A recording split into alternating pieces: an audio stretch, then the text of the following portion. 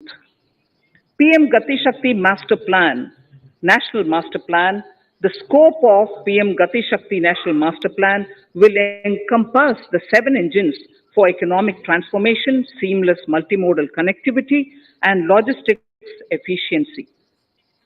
It will also include the infrastructure development by the state governments as per Gati Shakti Master Plan.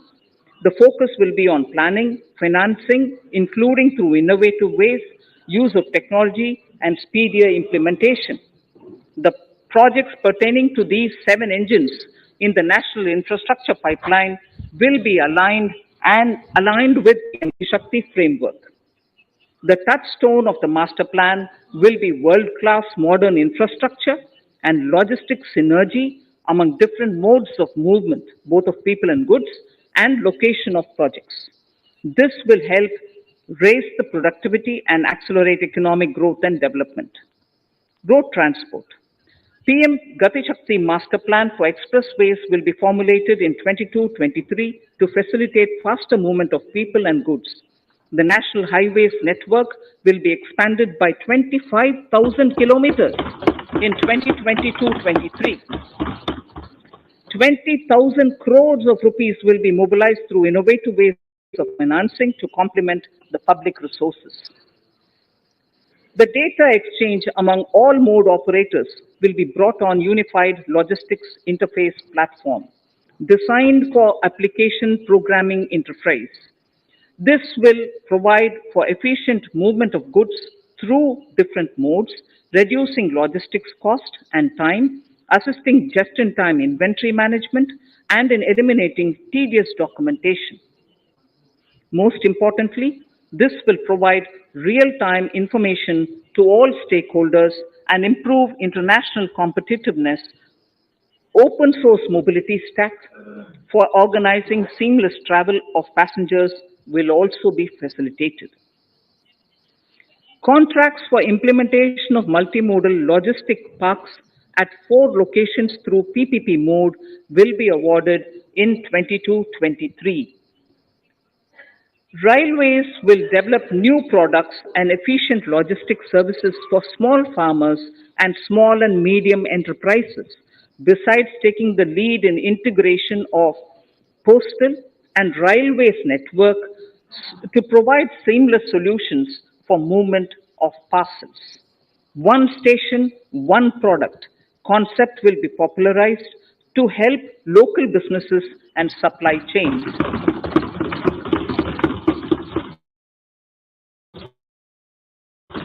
As a part of Atmanirbhar Bharat, 2,000 kilometers of network will be brought under Kavach, the indigenous world-class technology for safety and capacity augmentation in 2022-23. 400 new generation Vande Bharat trains will better energy efficiency and passenger riding experience will be developed and manufactured during the next 3 years. 100 PM Gati Shakti cargo terminals for multimodal logistics facilities will be developed during the next 3 years. Innovative ways of financing and faster implementation will be encouraged for building metro systems of appropriate type at scale. Multimodal connectivity between mass urban transport and railway stations will be facilitated on priority. Design of metro systems, including civil structures, will be reoriented and standardized for Indian conditions and needs. Parvat Mala. As a preferred ecologically sustainable alternative to conventional roads in difficult hilly areas, National Ropeways Development Program will be taken up on PPP mode. The aim is to improve connectivity and convenience for commuters, besides promoting tourism. This may also cover congested urban areas where conventional mass transit system is not feasible. Contracts for 8 such ropeway projects for a length of 60 kilometers will be awarded in 22-23. With technical support from the Capacity Building Commission, central ministries, state governments, and their infra agencies will have their skills upgraded. This will ramp up capacity in planning, design, financing, including innovative ways, and implementation management of the PM Gati Shakti infrastructure projects. Inclusive development, our second priority. Agriculture. The procurement of wheat in Rabi 21-22 and the estimated procurement of paddy in Kharif 21-22 will cover 1,208 lakh metric tons of wheat and paddy from 163 lakh farmers and 2.37 lakh crores will be the direct payment of MSP value to their accounts. Chemical-free natural farming will be promoted throughout the country with a focus on farmers' lands in 5-kilometer wide corridors along the river Ganga at the first stage. 2023 has been announced as the International Year of Millets. Support will be provided for post-harvest value addition, enhancing domestic consumption, and for branding millet products nationally and internationally. To reduce our dependence on import of oil seeds, a rationalized and comprehensive scheme to increase domestic production of oil seeds will be implemented. For delivery of digital and high-tech services to farmers with involvement of public sector research and extension institutions, along with private agri-tech players and stakeholders of agri-value chains, a scheme in PPP mode will be launched.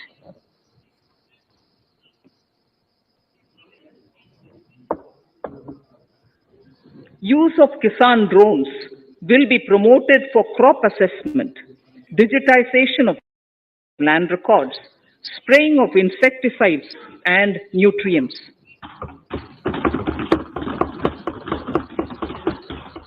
States will be encouraged to revise syllabi of agricultural universities to meet the needs of natural, zero budget, and organic farming, modern day agriculture, value addition, and management. A fund with blended capital raised under the co-investment model will be facilitated through the NABARD. This is to finance startups for agriculture and rural enterprise relevant for farm produce value chain. The activities of these startups will include inter alia, support for FPOs, machinery for farmers on rental basis at farm level, and technology including IT-based support. The implementation of the Kane-Betwa link project at an estimated cost of 44,605 crores will be taken up. This is aimed at providing irrigation benefits to 9.0 lakh hectare of farmers' lands, drinking water supply to 62 lakh people, 103 megawatt of hydro, 27 megawatt of solar power, allocations of 4,300 crores of rupees in the RE 21-22 and 1,400 crores of rupees in 22-23 have been made for this project. Honorable Speaker, sir, draft DPRs for 5 river links, namely Daman Ganga Pinjal, Partapi Narmada, Godavari Krishna, Krishna Pennar, and Pennar Kaveri have been finalized. Once a consensus is reached among the beneficiary states, the center will provide support for their implementation. For farmers to adopt suitable varieties of fruits and vegetables and to use appropriate production and harvesting techniques, our government will provide a comprehensive package with participation of state governments. MSMEs, Udyam, eShram, NCS, and ASEEM portals will be interlinked. Their scope will be widened. They will now perform as portals with live organic databases, providing G2C, B2C, and B2B services. These services will relate to credit facilitation, skilling, and recruitment with an aim to further formalize the economy and enhance entrepreneurial opportunities for all. Emergency Credit Line Guarantee Scheme has provided the much needed additional credit to more than 130 lakh MSMEs. This has helped them mitigate the adverse impact of the pandemic. The hospitality and related services, especially those by micro and small enterprises, are yet to regain their pre pandemic level of business.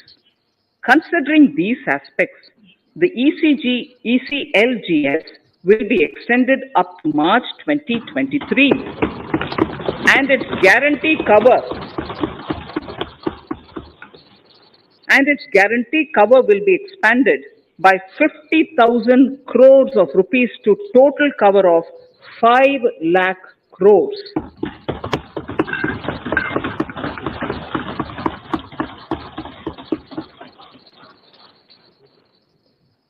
With the additional amount being earmarked exclusively for the hospitality and related sectors. Credit Guarantee Trust for Micro and Small Enterprises, CGTMSE, scheme will be revamped with required infusion of funds. This will facilitate additional credit of 2 lakh crore for micro and small enterprises and expand employment opportunities.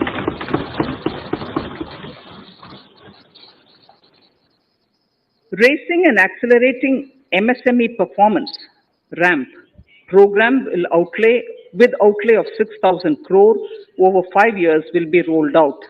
This will help MSME sector become more resilient, competitive, and efficient.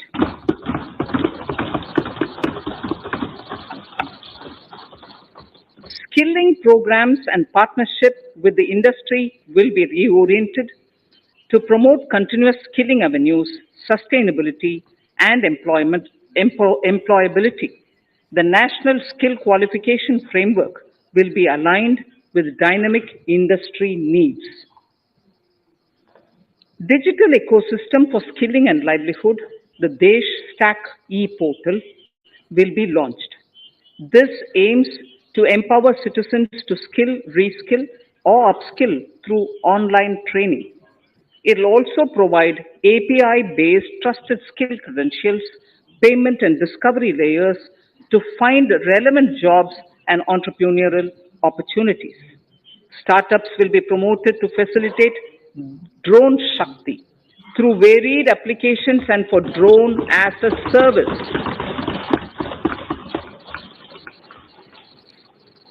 In select ITIs in all states, the required courses for skilling will be started. Due to the pandemic-induced closure of schools, our children, particularly in the rural areas and those from scheduled castes and scheduled tribes and other weaker sections, have lost almost 2 years of formal education. Mostly, these are children in government schools. We recognize the need to impart supplementary teaching and to build a resilient mechanism for education delivery. For this purpose, One Class, One TV channel program of PM E-Vidya will be expanded from 12 to 200 TV channels. This will enable all states to provide supplementary education in regional languages for classes 1 to 12.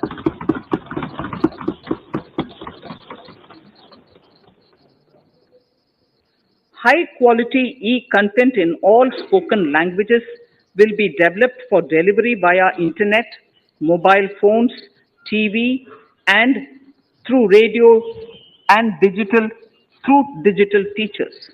A competitive mechanism for development of quality e-content by the teachers will be set up to empower and equip them with digital tools of teaching and facilitate better learning outcomes.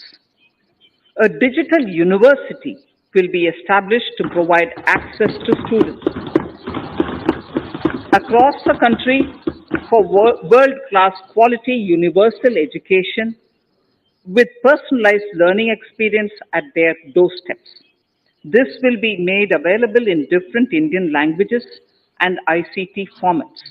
The university will be built on a networked hub and spoke model, with the hub building cutting edge ICT expertise.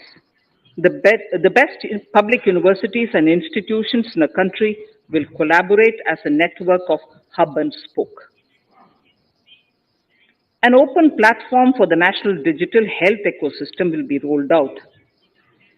It will consist of digital registries of health providers and health facilities, unique health identity, consent framework, with and universal access to health facilities.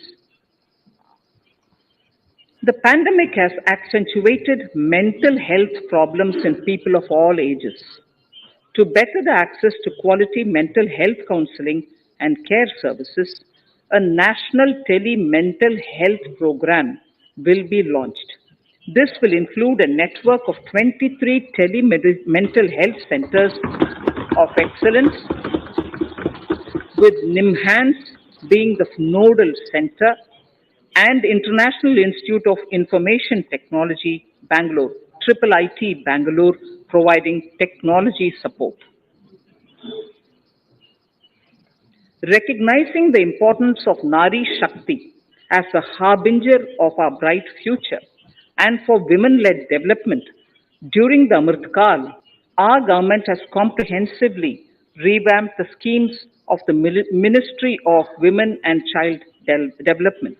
Accordingly, three schemes, namely Mission Shakti, Mission Vatsalya, Saksham Anganwadi, and Poshan 2.0, were launched recently to provide integrated benefits to women and children.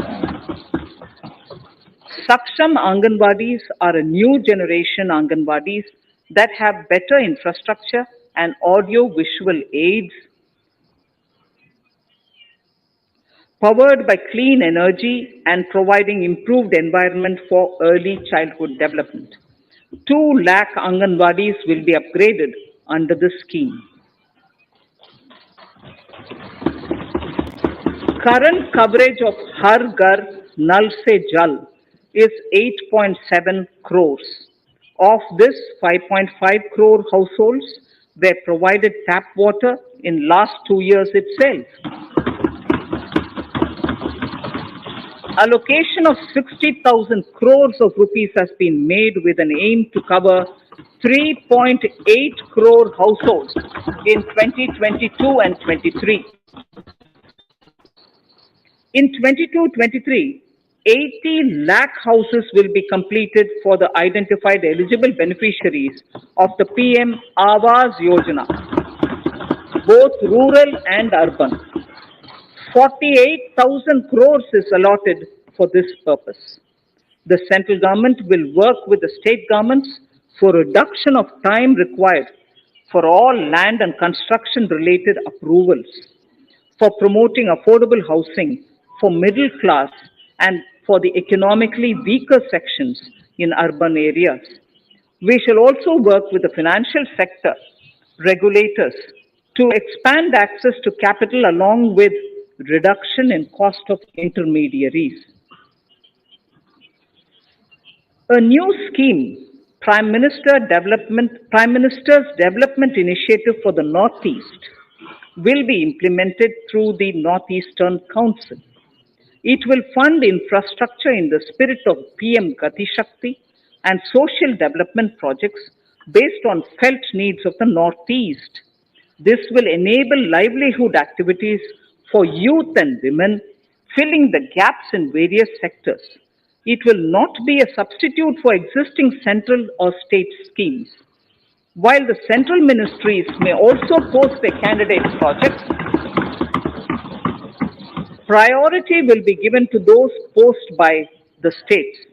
An initial allocation of 1,500 crores of rupees will be made, and the initial list of projects is given in Annexure 1 of my speech. Our vision to improve the quality of life of citizens in the most backward districts of the country through aspirational districts program has been translated into reality in a very short span of time. 95% of those 112 districts have made significant progress in key sectors such as health, nutrition, financial inclusion, and basic infrastructure. They have surpassed even some of the state average values.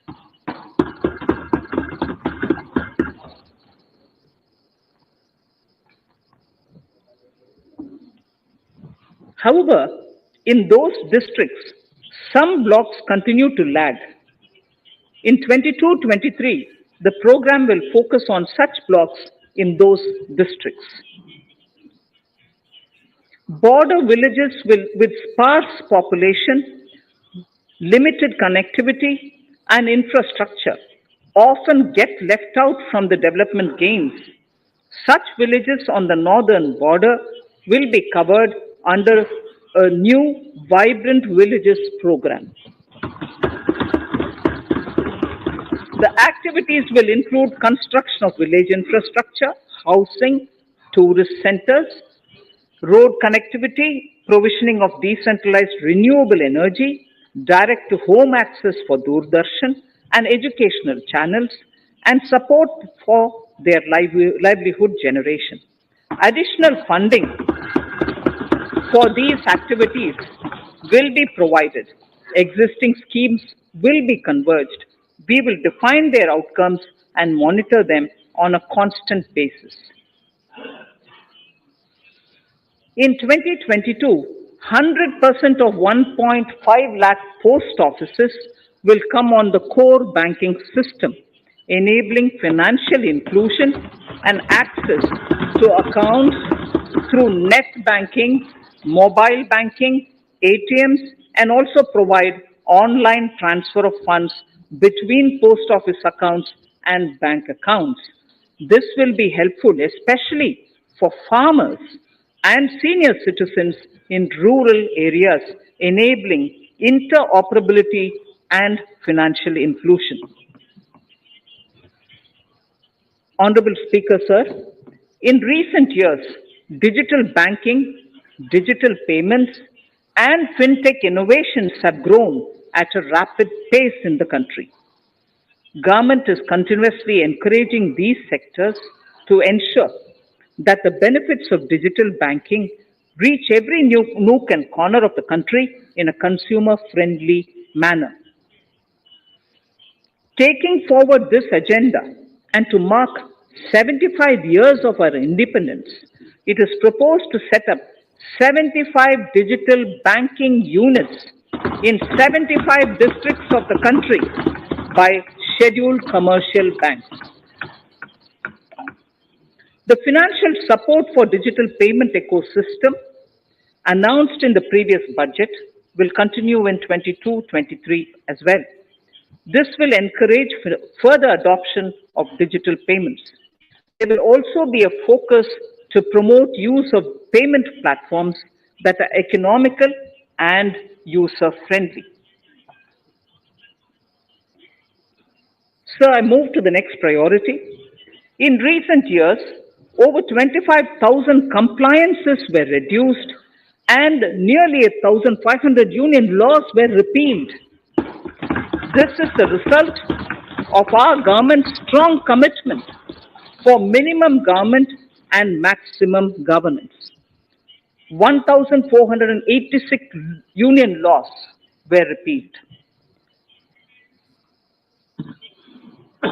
Our trust in the public and ease of doing business is what is highlighted here, sir. For the Amrit Kal, The next phase of Ease of Doing Business 2.0, and Ease of Living will be launched. In our endeavor to improve productive efficiency of capital and human resources, we will follow the idea of trust based governance.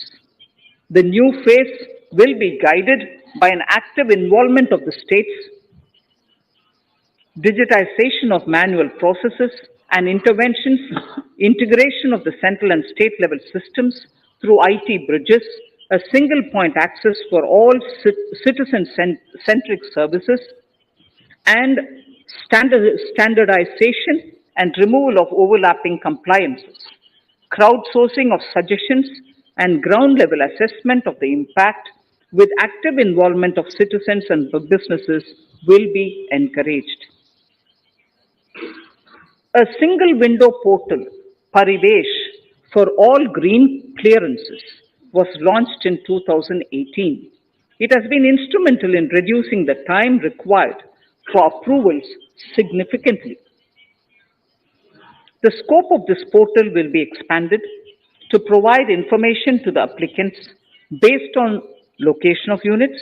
Information about specific approvals will be provided. It will enable application for all four approvals through a single form and tracking of the process through Centralized Processing Center Green, CPC Green. E-passports. The issuance of e-passports using embedded chip and futuristic technology will be rolled out in 22-23 to enhance the convenience for the citizens in their overseas travel. By the time of India at 100, nearly half our population is likely to be living in urban areas. To prepare for this, orderly urban development is of critical importance. This will help realize the country's economic potential, including livelihood opportunities for the demographic dividend. For this, on the one hand, we need to nurture the megacities and their hinterlands to become current centers of economic growth.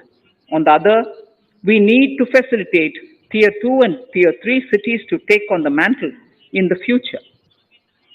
This would require us to reimagine our cities into centers of sustainable living with opportunities for all, including women and our youth.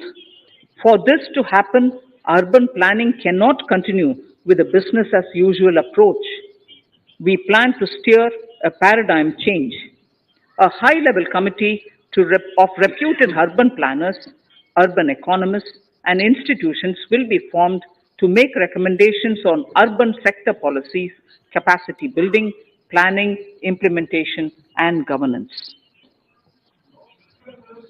For urban capacity building, support will be provided to the states. Modernization of building bylaws, town planning schemes, transit-oriented development will be implemented. This will facilitate reforms for people to live and work closer to the mass transit systems. The central government's financial support for mass transit projects and Amrit scheme will be leveraged for formulation of action plans and their implementation for facilitating the TOD and TPS by the states. For developing India-specific knowledge in urban planning and design, and to deliver certified training in these areas, up to 5 existing academic institutions in different regions will be designated as centers of excellence. These centers will be provided endowment fund of 250 crore each. In addition, the AICTE will take the lead to improve syllabi, quality, and access of urban planning courses in other institutions. We will promote a shift to use of public transport in urban areas. This will be complemented by clean tech and governance solutions, special mobility zones with zero fossil fuel policy and EV vehicles. Battery swapping policy. Considering the constraint of space in urban areas, for setting up charging stations at scale, a battery swapping policy will be brought out and interoperability standards will be formulated.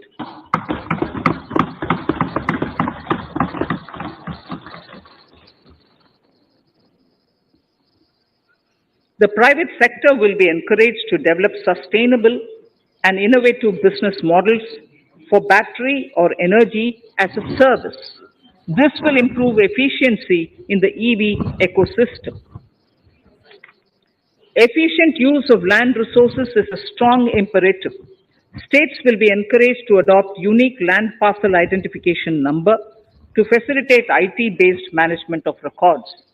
The facility for transliteration of land records across any of the Schedule 8 languages will also be rolled out. The adoption of linkage with National Generic Document Registration System (NGDRS) with the One Nation One Registration software will be promoted as an option for uniform process of registration and anywhere registration of deeds and documents.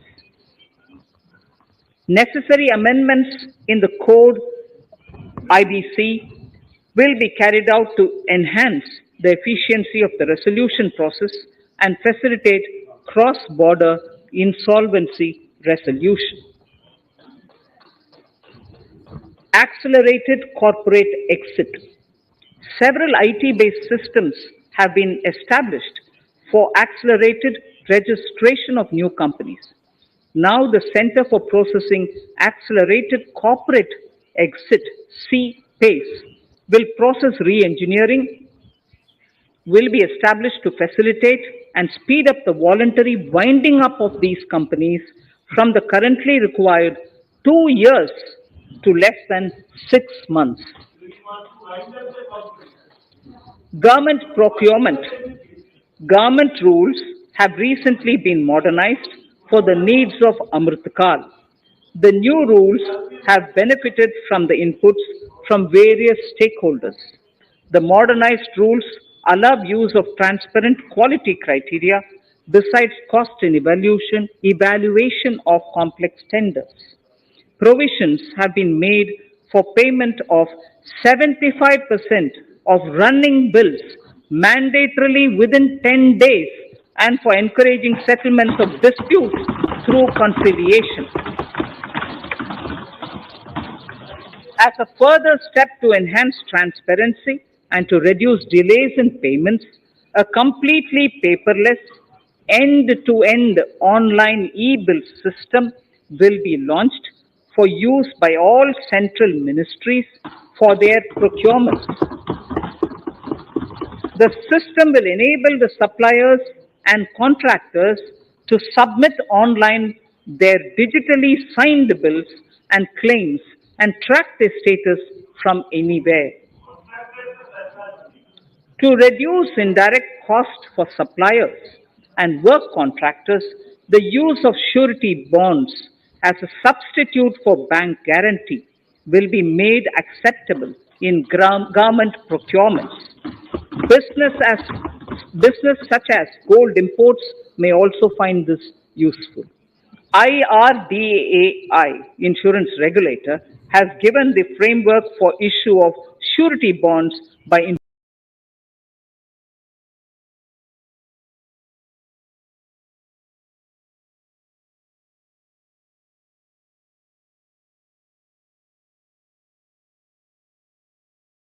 immense potential to employ youth.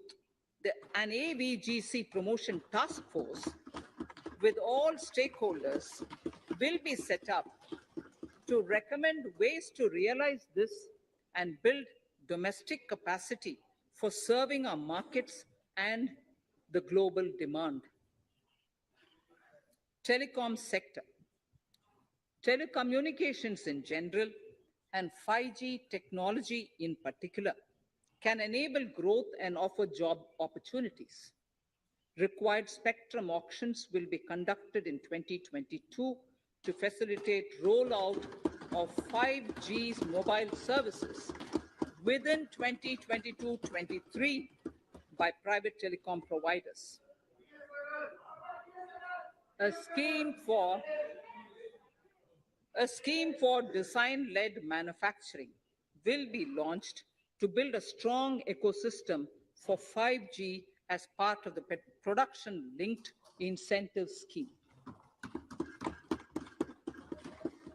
To enable affordable broadband and mobile service proliferation in rural and remote areas, 5% of annual collections under the Universal Service Obligation Fund will be allocated. This will provide and this will promote R&D and commercialization of technologies and solutions. Our vision is that all villages and their residents should have the same access to e-services, communication facilities, and digital resources as urban areas and their residents. The contracts for laying optical fiber in all villages, including remote areas, will be awarded under the BharatNet project through PPP in 22 and 23. Completion is expected in 2025. Measures will be taken to enable better and more efficient use of the optical fiber. Export promotion.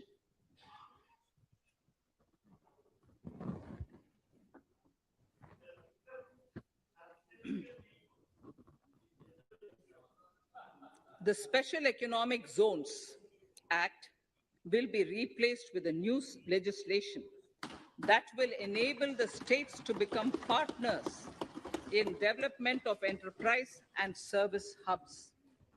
This will cover all large existing and new industrial enclaves to optimally utilize available infrastructure and enhance competitiveness of exports. Atmanirbharta in defense. Our government is committed to reducing imports and promoting Atmanirbharta in equipment for the armed forces. 68% of the capital procurement budget will be earmarked for domestic industry in 22-23, up from 58% in 21-22. Defense R&D will be opened up for industry, startups, and academia, with 25% of defense R&D budget earmarked. Private industry will be encouraged to take up design and development of military platforms and equipment in collaboration with DRDO and other organizations through SPV model. An independent nodal umbrella body will be set up for meeting wide-ranging testing and certification requirements. Artificial intelligence, geospatial systems and drones, semiconductor and its ecosystem, space economy, genomics and pharmaceuticals, green energy and clean mobility systems have immense potential to assist sustainable development at scale and modernize the country. They provide employment opportunities for our youth and make Indian industry more efficient and competitive. Supportive policies, light touch regulations, facilitative actions to build domestic capacities, and promotion of research and development will guide the government's approach. For R&D in the sunrise opportunities, in addition to efforts of collaboration among academia, industry, and public institutions, government contribution will be provided. Energy transition and climate change.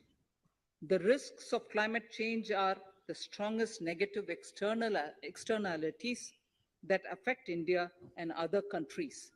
As Honorable Prime Minister said at the COP26 summit in Glasgow last November, and I quote, "What is needed today is mindful and deliberate utilization instead of mindless, destructive consumption," unquote. The low carbon development strategy, as enunciated in the Panchamrit that he announced is an important reflection of our government's strong commitment towards sustainable development.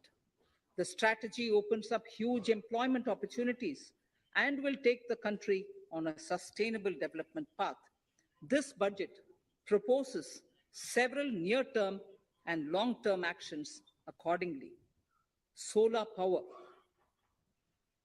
to facilitate domestic manufacturing for the ambitious goal of 280 gigawatts of installed solar capacity by 2030, an additional allocation of 19,500 crores for PLI, production linked incentive, for manufacturing of high efficiency modules with priority to fully integrate manufacturing units from polysilicon to solar PV modules will be made. Honorable Speaker, sir, the circular economy transition is expected to help in productivity enhancement as well as creating large opportunities for new businesses and jobs. The action plans for 10 sectors, such as electronic waste, end of life vehicles, used oil waste, toxic and hazardous industrial waste, are already ready.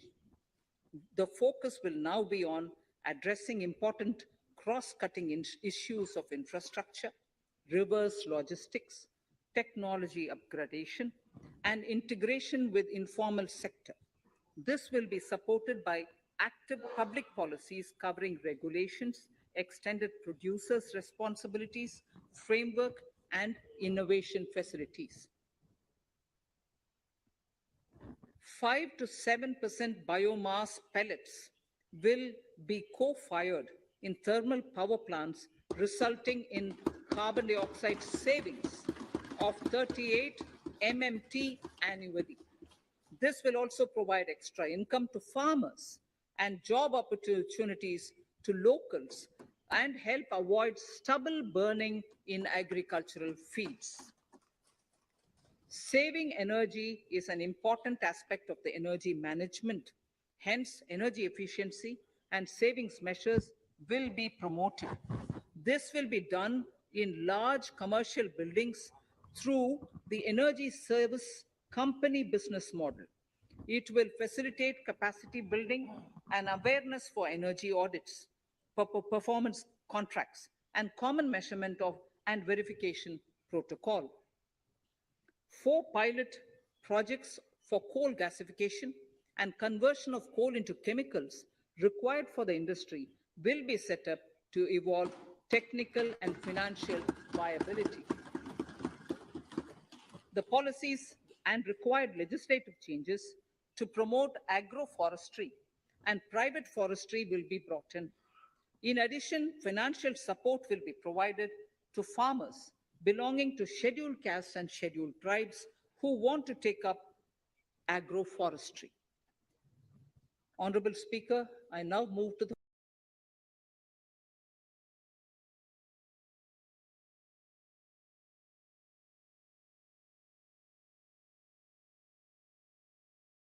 survival and consolidation through its multiplier effect. Capital investment also helps in creating employment opportunities, induced enhanced demand for manufactured input from large industries and MSMEs, services from professionals, and help farmers through better agri infrastructure. The economy has shown strong resilience to come out of the effects of the pandemic with high growth. However, we need to sustain that level to make up for the setback of 2020-2021.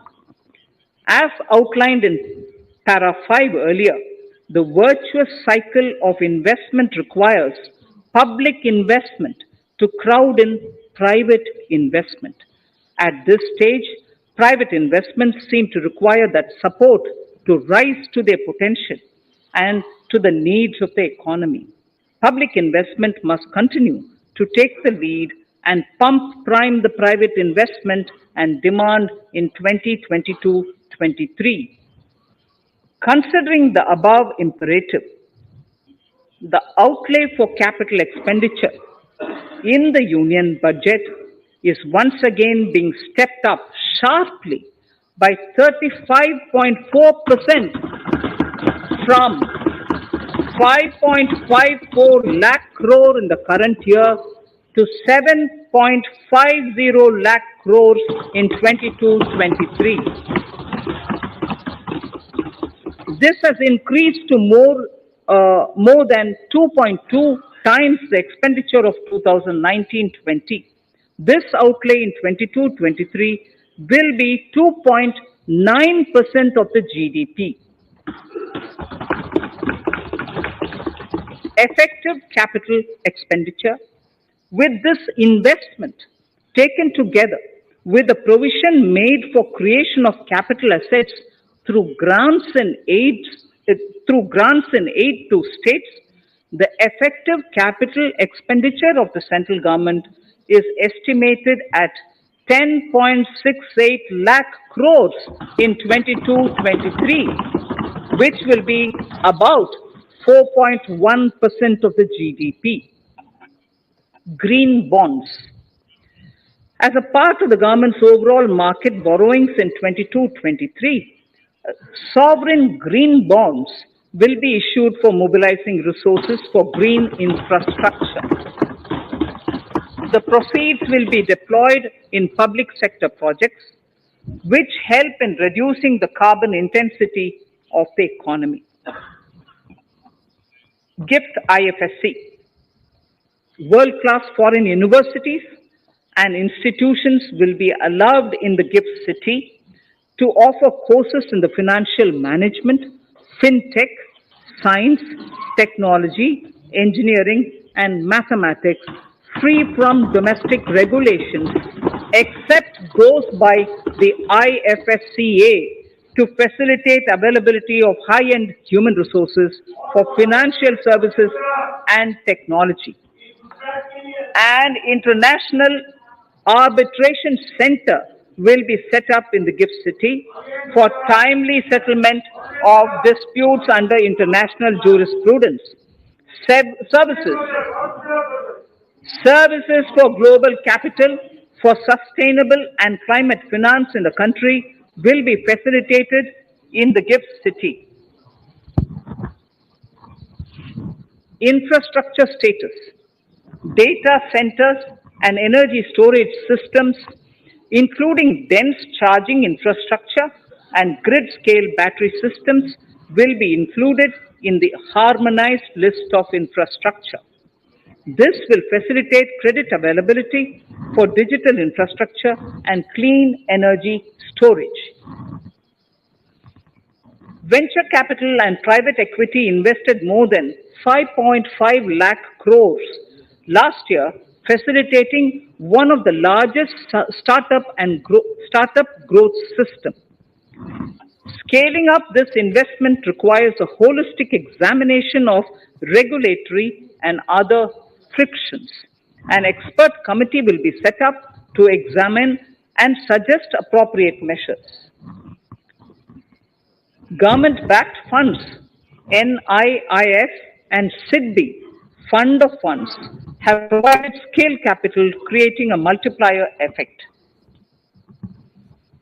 For encouraging important sunrise sectors such as climate action, deep tech, digital economy, pharma, and agri-tech, the government will promote these thematic funds for blended finance, with the government share being limited to 20% and the funds being managed by private fund managers. For financing the infrastructure needs, the stepping up of public investment will need to be complemented by private capital at a significant scale. Measures will be taken to enhance financial viability of projects, including PPP, with technical and knowledge assistance from multilateral agencies. Enhancing financial viability shall also be obtained by adopting global best practices, innovative ways of financing, and balanced risk allocation. Digital rupee.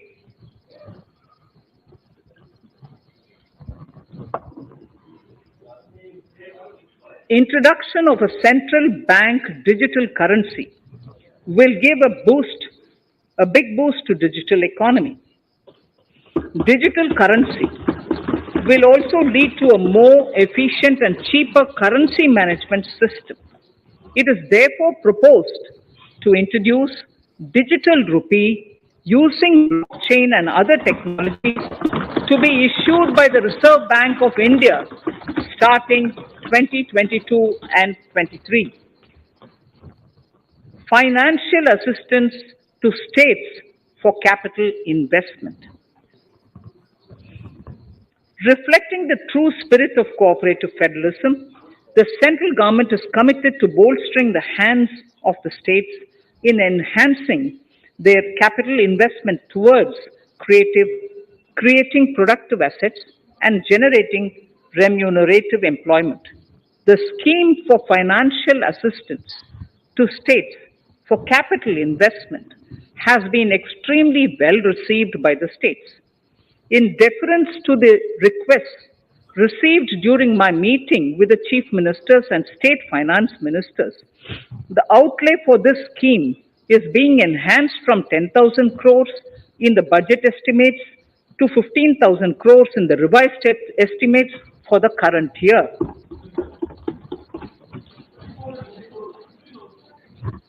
For 22-23,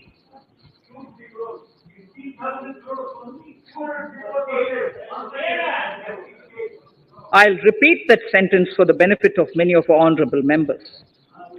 In deference to the requests received during my meeting with chief ministers and state finance ministers, the outlay for this scheme is being enhanced from 10,000 crores in the BE to 15,000 crores, 15,000 crores in the RE of the current year. For 22-23, the allocation is 1 lakh crore to assist the states in catalyzing the overall investments in the economy. These 50-year interest-free loans are over and above the normal borrowings allowed to the states. Are over and above the normal borrowings to the states. This allocation will be used for PM Gati Shakti related and other productive capital investments of the states. It will also include components for supplemental funding for priority segments of PM Gram Sadak Yojana, including support for the state share, digitization of the economy, including digital payments and completion of OFC network, and reforms related to building bylaws, town planning schemes, transit-oriented development, and transferable development rights.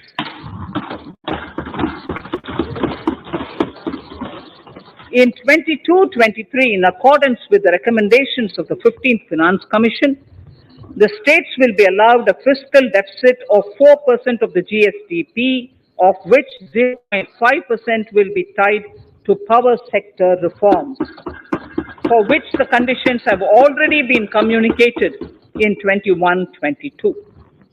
Fiscal management.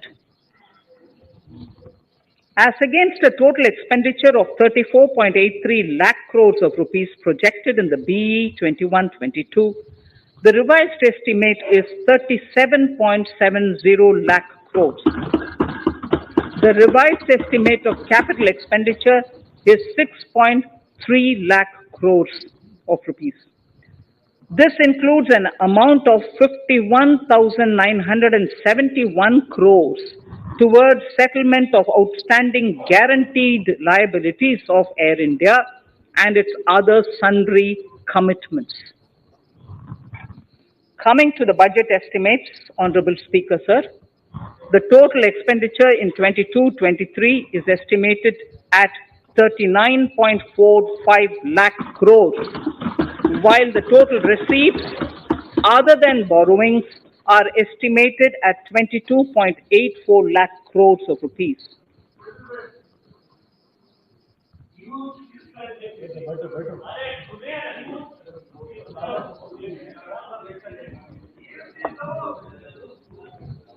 The revised fiscal deficit, Honorable Speaker, in the current year is estimated at 6.9% of the GDP, as against 6.8% projected in the budget estimates. The fiscal deficit is in 22-23 is estimated at 6.4% of the GDP, which is consistent with the broad path of the fiscal consolidation announced by me last year to reach a fiscal deficit level below 4.5% by 25-26. While setting the fiscal deficit level in 22-23, I am conscious of the need to nurture growth through public investment to become stronger and sustainable. I will now move to part B of my speech.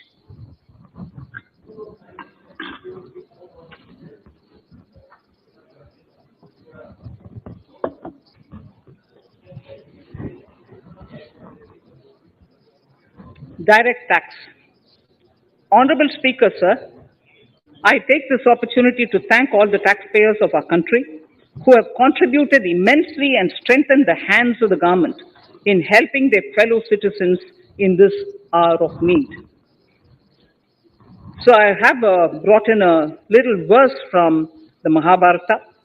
I won't spend more time reading because I would like the speech to get the enough time. However, the substance of it is the king must make arrangements for yoga kshema, which is the welfare of the populace, by way of abandoning any laxity and by governing the state in line with dharma, along with collecting taxes which are in consonance with dharma.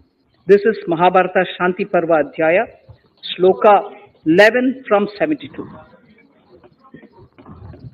Drawing wisdom from our ancient texts, we continue on the path to progress. The proposals in this budget, while continuing with our declared policy of stable and predictable tax regime, intend to bring more reforms that will take ahead our vision to establish a trustworthy tax regime. This will further simplify the tax system, promote voluntary compliance by taxpayers, and reduce litigation. Introducing new updated return. India is growing at an accelerated pace and people are undertaking multiple financial transactions. The Income Tax Department has established a robust framework of reporting of taxpayers' transactions. In this context, some taxpayers may realize that they have committed omissions or mistakes in correctly estimating their income for tax payment. To provide an opportunity to correct such errors, I am proposing a new provision permitting taxpayers to file an updated return on payment of additional tax. This updated return can be filed within 2 years from the end of the relevant assessment year.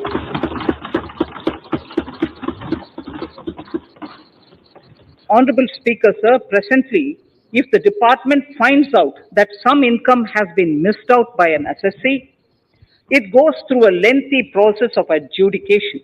Instead, with this proposal now, there will be a trust repost in the taxpayers that will enable the assessee herself to declare the income that she may have missed out earlier while filing her return. Full details of the proposal are given in the finance bill. It is an affirmative step in the direction of voluntary compliance.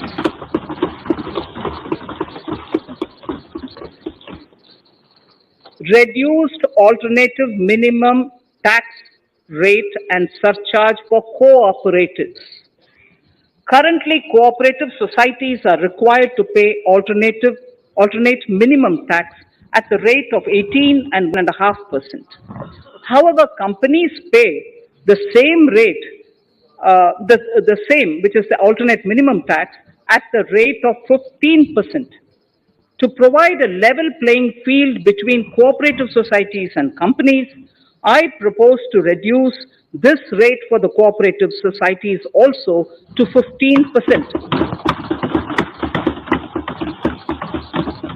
Honorable Speaker, sir, I also propose to reduce the surcharge on cooperative societies from the present 12% to 7% for those having total income of more than 1 crore and up to 10 crores. This would help in enhancing income of cooperative societies and its members who are mostly from the rural and from farming communities. Tax relief to persons with disability. The parent or guardian of a differently abled person can take an insurance scheme for such person. The present law provides for deduction to the parent or guardian only if the lump sum payment or annuity is available to the differently abled person on the death of the subscriber, that is, the parent or the guardian. There could be situations where the differently abled dependent may need payment of annuity or lump sum amount even during the lifetime of their parent or guardian. I propose thus to allow the payment of annuity or and lump sum amount to the differently abled dependent during the lifetime of the parent and guardians, that is, parent or guardians attaining the age of 60 years. Parity between employees of the state and central governments. At present, the central government contributes 14% of the salary of its employee to the National Pension System, NPS, Tier 1. This is allowed as a deduction in computing the income of the employee. However, such deduction is allowed only to the extent of 10% of the salary in case of employees of the state governments. To provide equal treatment to both central and state government employees, I propose to increase the tax deduction limit from 10% to 14% on employers' contribution to the MPS account of state government employees as well. This would help in enhancing the social security benefits of the state government employees and bring them at par with central government employees. Incentives for startups. Startups have emerged as drivers of growth for our economy. Over the past few years, the country has seen a manifold increase in successful startups. Eligible startups established before 31/3/2022 had been provided a tax incentive for 3 consecutive years out of the 10 years from incorporation. In view of the COVID pandemic, I propose to extend the period of incorporation of the eligible startup by 1 more year, that is, up to 31/3/2023, for providing such tax incentives.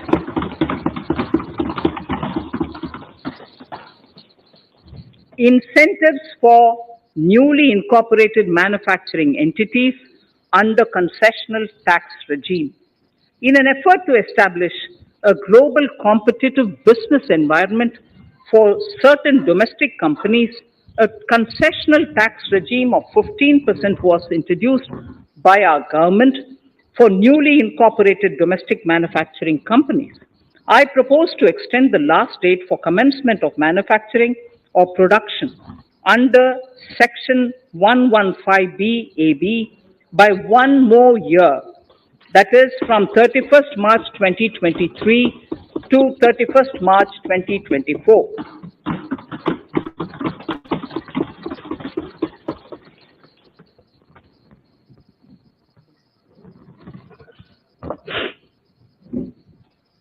Scheme for taxation of virtual digital assets.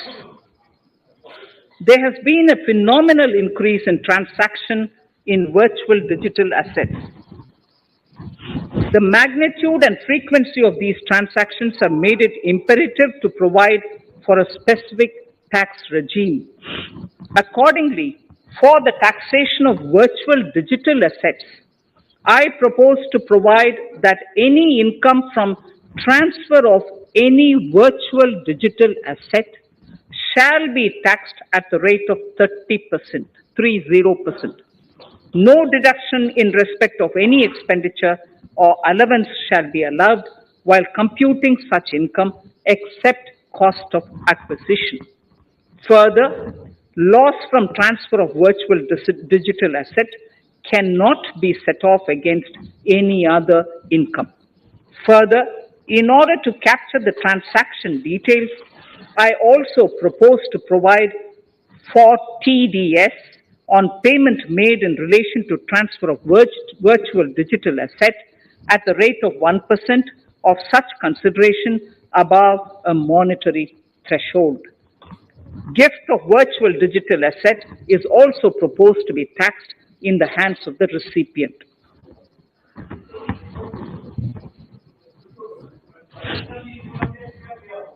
Litigation management to avoid repetitive appeals by the department.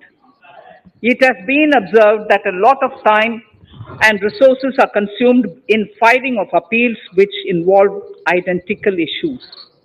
Taking forward our policy of sound litigation management, I propose to provide that if a question of law in the case of an assessee is identical to a question of law which is pending in the appeal before a jurisdictional high court or Supreme Court. In any case, the filing of further appeal in the case of this assessee by the department shall be deferred till such a question of law is decided by the jurisdictional high court or the Supreme Court.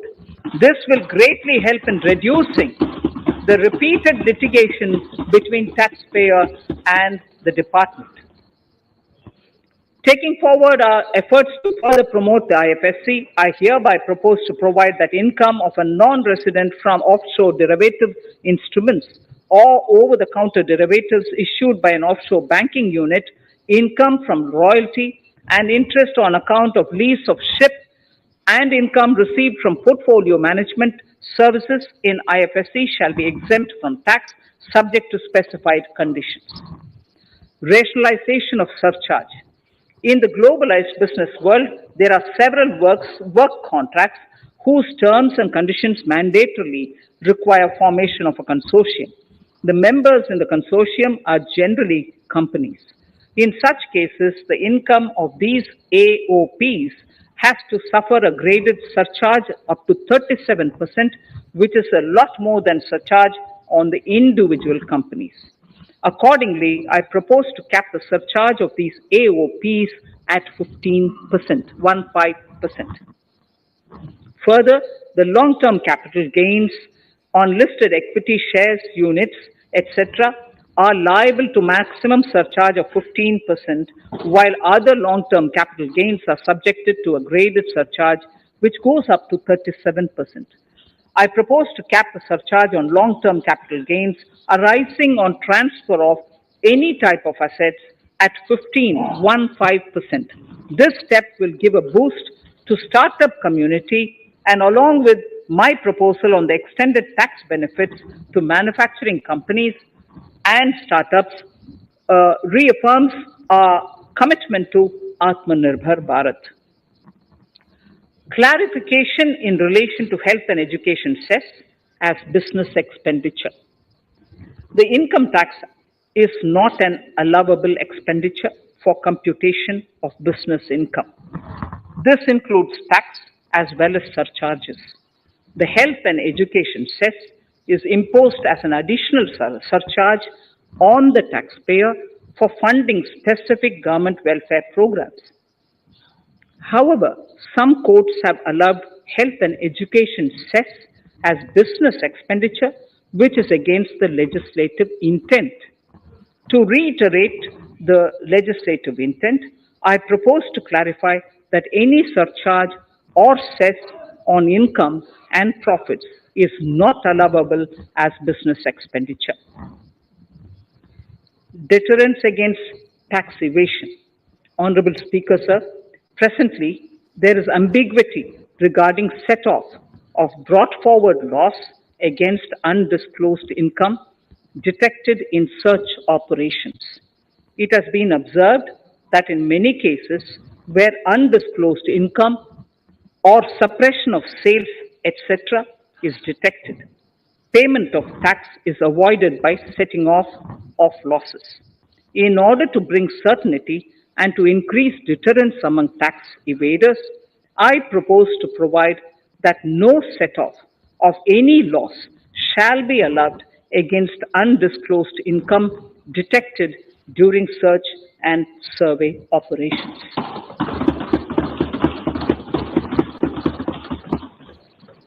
It has been noticed that as a business promotion strategy, there is a tendency on businesses to pass on benefits to their agents. Such benefits are taxable in the hands of the agents. In order to track such transactions, I propose to provide for tax deduction by the person giving benefits if the aggregate value of such benefits exceeds 20,000 uh, rupees during the financial year. A few other changes are being made, the details of which are there in the finance bill. Indirect taxes. So, remarkable progress in GST. GST has been a landmark reform of independent India, showcasing the spirit of cooperative federalism. While aspirations were high, there were huge challenges too. These challenges were overcome deftly and painstakingly under the guidance and the oversight of the GST Council. We can now take pride in a fully IT driven and progressive GST regime that has fulfilled the cherished dream of India as one market, one tax. There are still some challenges remaining, and we aspire to meet them in the coming year. The right balance between facilitation and enforcement has engendered significantly better compliance, and enforcement has engendered better compliance. GST revenues are buoyant despite the pandemic. I would bring in something which I've got to know this morning, not part of my speech, but worth putting in here for the knowledge of the Honorable House. I would like to bring to the notice of this House, I would like to bring to the notice of this House that the gross GST collections for the month of January 22 are rupees 1,40,986 crores, which is the highest, which is the highest since the inception of GST. This has been possible due to rapid economic growth recovery post-COVID.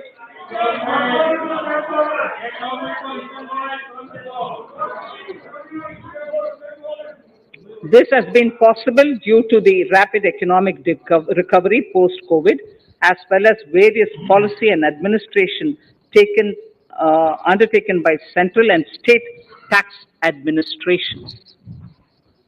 Taxpayers deserve applause for this growth. Not only did they adapt to the changes, but enthusiastically contributed to the cost of paying tax. Special economic zones. In part A of my speech, I have referred to the proposed reforms in SEZ.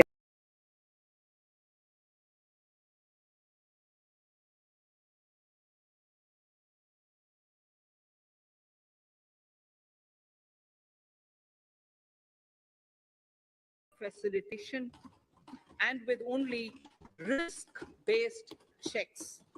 This will ease doing business by SEZ units considerably. This reform shall be implemented by 30th September 2022. Customs reforms and duty rate changes. Customs administration has reinvented itself over the years through liberalized procedures and infusion of technology. Faceless customs has been fully established. During COVID-19 pandemic, customs formation have done exceptional frontline work against all odds, displaying agility and purpose. Customs reforms have played a very vital role in domestic capacity creation, providing level playing field to our MSMEs, easing the raw material supply side constraints, enhancing ease of doing business, and being an enabler to other policy initiatives such as PLI and phased manufacturing plans. My proposal on customs side are aligned to these objectives. Project imports and capital goods. National Capital Goods Policy 2016 aims at doubling the production of capital goods by 2025. This would create an employment opportunities and result in increased economic activity. However, several duty exemptions, extending to over 3 decades in some cases, have been granted to capital goods for various sectors like power, fertilizer, textiles, leather footwear, food processing, and fertilizers. These exemptions have hindered the growth of the domestic capital goods sector. Similarly, project import duty concessions have also deprived the local producers of a level playing field in areas like coal mining projects, power generation, transmission, or distribution projects, railway and metro projects. Our experience suggests that reasonable tariffs are conducive to the growth of domestic industry and make in India without significantly impacting the cost of essential imports. Accordingly, Honorable Speaker, sir, it is proposed to phase out the concessional rates in capital goods and project imports gradually and apply a moderate tariff of 7.5%. Certain exemptions for advanced machineries that are not manufactured within the country shall continue. A few exemptions are being introduced on inputs like specialized castings, ball screw, and linear motion guide to encourage domestic manufacturing of capital goods. In the last two budgets, we have rationalized several customs exemptions. We have once again carried out an extensive consultation, including by crowdsourcing. As a result of these consultations, more than 350 exemption entries are proposed to be gradually phased out. These include exemptions on certain agricultural produce,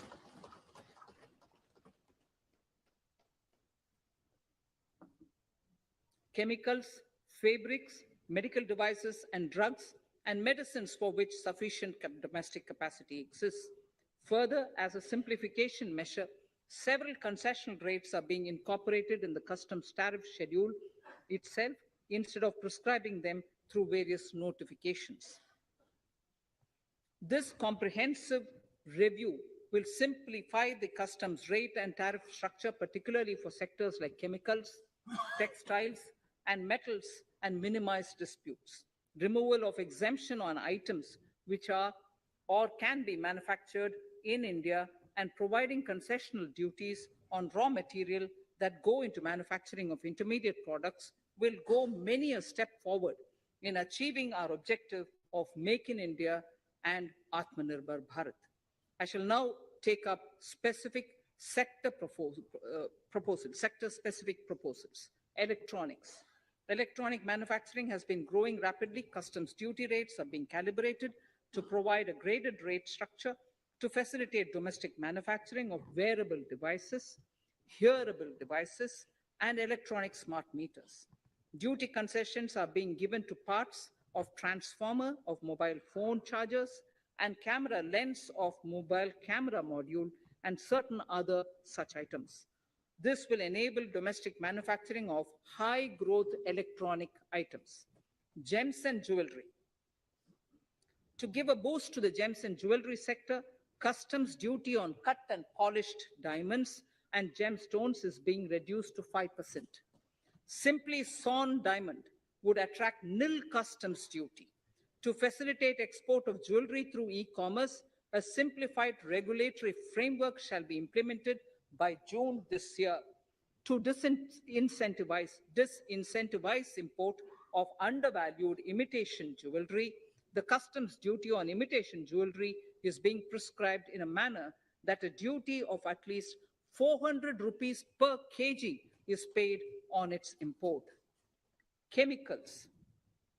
Customs duty on certain critical chemicals, namely methanol, acetic acid, and heavy feedstocks for petroleum refining are being reduced, while duty is being raised on sodium cyanide, for which adequate capacity in the domestic arena exists. These changes will help in enhancing domestic value addition. MSMEs, duty on umbrellas is being raised to 20%. Exemption to parts of umbrellas is being withdrawn. Exemption is also being rationalized on implements and tools for agricultural sector which are manufactured in India. Customs duty exemption given to steel scrap last year is being extended for another year to provide relief to MSME secondary steel producers.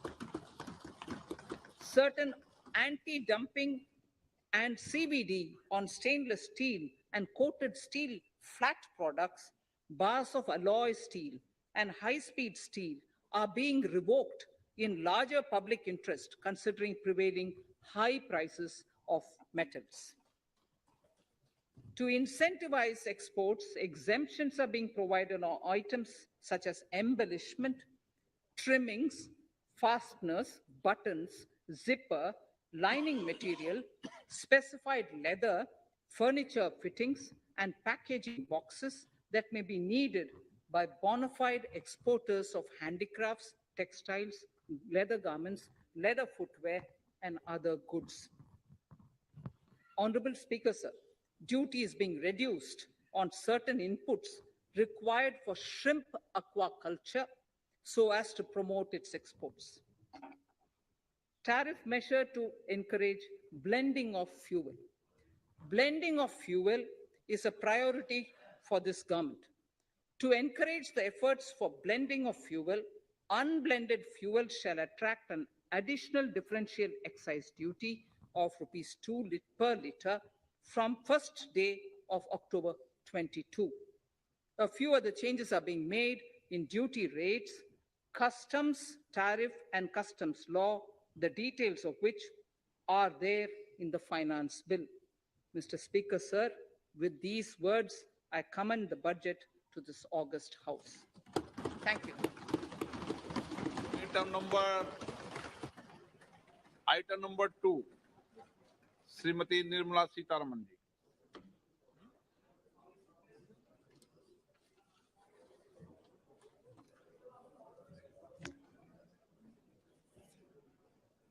Sir, with your permission, I rise to lay on the table the following statements under Section 3(1) of the Fiscal Responsibility and Budget Management FRBM Act 2003.